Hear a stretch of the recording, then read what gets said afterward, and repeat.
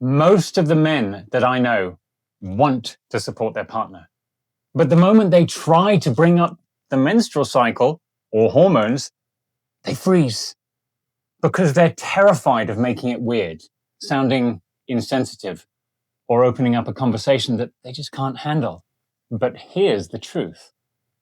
Talking about the cycle doesn't have to be weird at all. It can actually make your relationship calmer, deeper, and safer, if you know how to do it. Today, I'm going to give you a clear, grounded, and science-informed guide to talking about the cycle in a way that makes your partner feel understood, not analysed or blamed. Let's start here. Men were never taught about how women's biology actually works. And women were rarely taught either. Dr. Sarah Hill writes this in Your Brain on Birth Control, that women receive almost no meaningful education about the psychological or behavioral shifts that come with hormonal changes. And Dr. Louann Brizendine, author of The Female Brain, explains that hormonal shifts influence mood, attention, stress sensitivity, and communication patterns throughout the whole month. Women aren't dramatic. Their brain is literally working in different modes across the cycle.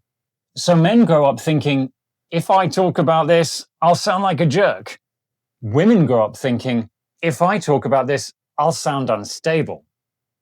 No wonder it feels weird. The problem isn't women. It isn't men. It's the silence. Before you say a single word to your partner about her cycle, you need one mindset shift. And it's this: you are not diagnosing her. You are collaborating with her. This isn't, hey, I think you're being hormonal. That will end the relationship. This is, hey, I'd love for us to understand your cycle together so we can communicate better and make things less stressful for both of us. Maisie Hill in Period Power frames the cycle as a resource, a pattern of strengths and sensitivities, not a flaw to manage, not emotions to fix. You speak about the cycle the same way you'd talk about sleep, training, or a workload, as a predictable pattern the two of you can work with, and this instantly removes the shame. Here's a simple way to open the conversation without making it weird. Step 1.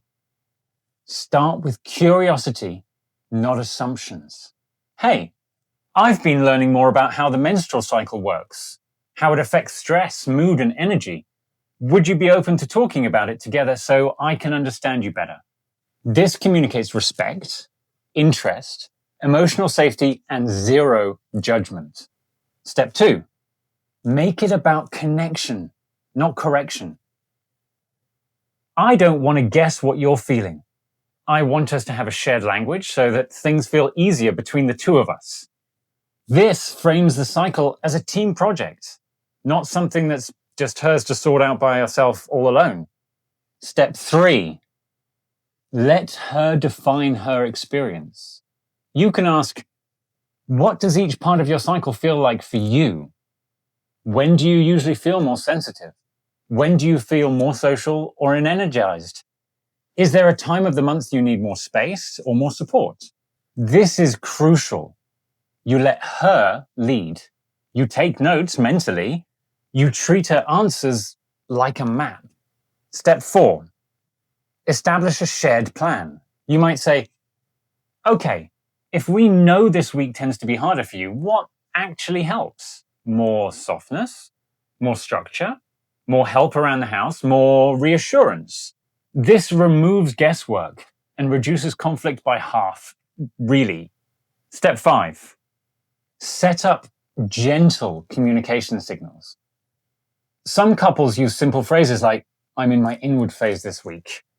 I'm in my tender window. It's a low energy day. Me and my wife like to talk, for instance, about her being in her winter or her spring or her summer. These are not clinical, they're relational. Polly Vernon often talks about the importance of straightforward communication between partners, removing the drama, removing the guessing, just naming the reality. Never say, "Are you on your period?" "Is this PMS?" or "You're being hormonal." These feel like blame, even if you mean well. Instead, use, "How can I support you today? Does this feel like one of your more sensitive days?" Or, "Is this a week you need more space or more closeness? Do you notice the difference?" One of those sets of questions is reductive and the other is supportive. This part doesn't get talked about enough, that the male experience matters too. Sometimes as a man, you feel genuinely blindsided, especially in the luteal and PMS days. One day, things feel warm, connected, and the next day you feel blamed, criticized, or pushed away. And it's incredibly confusing. Kate Muir openly talks about how hormonal shifts can amplify stress, anxiety, and emotional reactivity. It's not personal, it's biological. But the impact on men is real. And this is why talking about the cycle matters, not to manage your partner, but to understand the pattern so you don't internalize every emotional shift as your fault. And your experience does matter too. So this conversation works best when both people feel understood and not just one of them. The goal here isn't to become an expert in hormones. You don't need apps or charts or medical knowledge. The goal is to create a shared language so both of you feel more understood, less confused, and less reactive. It's about saying, "We're in this together. We understand each other's patterns. We're not guessing anymore." If you do that, the awkwardness goes away, the arguments reduce, and the relationship becomes calmer, stronger, and more connected. If you want deeper conversations like this and more tools for understanding the cycle, hormones, and relationships, subscribe, follow, and send this video to a mate who needs it.